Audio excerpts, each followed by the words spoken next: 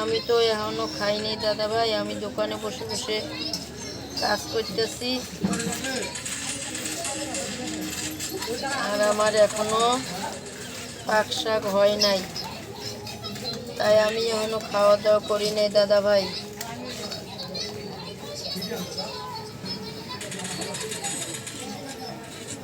এই আমি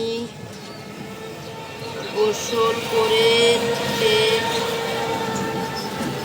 ধরা দিলাম, করতেছি একটু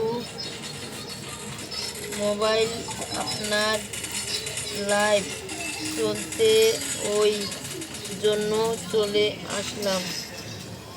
অসংখ্য ধন্যবাদ দাদা ভাই।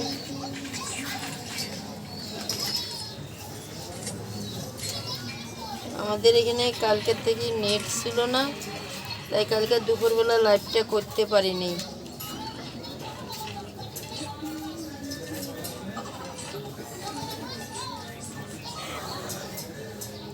অনেকে জিজ্ঞাসা করে যে আমি কিভাবে কাজ